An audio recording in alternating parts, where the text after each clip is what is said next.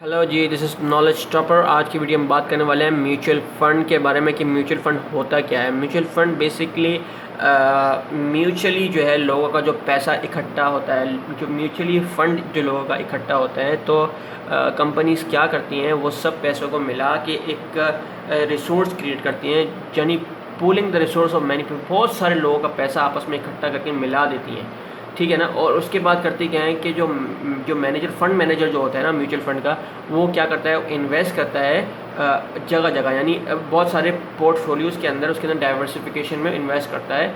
और इससे होता क्या है कि लोगों का जो पैसा है वो सेफ़ रहता है। मतलब ये है कि लोग जो है वो एक जगह इन्वेस्ट नहीं कर सकते, लोग उनके पास चॉइस होती है कि वो जगह जगह इन्वेस्ट करें। मतलब अगर एक बंदे के पास 20 लाख रुपए हैं, तो अगर वो म्यूचुअल फंड में इन्वेस्ट करता है तो उसके पास ऑप्शन होते हैं कि वो डाइवर्सिफाइड पोर्टफोलियो में इन्वेस्ट कर सके, ताकि अगर एक पोर्टफोलियो से उसको नुकसान हो रहा है तो दूसरा पोर्टफोलियो उसको रिकवर कर सकता है आराम से। तो म्यूचुअल फंड का फ़ायदा ये होता है कि सारे लोगों का पैसा इकट्ठा होता है और वो थोड़ा थोड़ा जगह जगह लगता है और हर बंदे का उसमें शेयर होता है और उसको मिलता रहता है। तो म्यूचुअल फंड जो है वो होता है, ये चीज़ होती है। और इसकी जो दो टाइप्स हैं वो है open ended and close ended. तो उम्मीद है आपको म्यूचुअल फंड के बारे में इन्फॉर्मेशन अच्छी मिली होगी, और अगर मिली है तो जी इस चैनल को सब्सक्राइब कीजिए, लाइक कीजिए। नॉलेज टॉपर जो है हमारा चैनल है, और don't forget to press the bell icon, ताकि आपको हमारी ऐसी बहुत सी फाइनेंस की और बहुत अलग अलग न्यू टॉपिक्स की वीडियो हमारे आपको मिलती रहे। थैंक यू जी वेरी मच।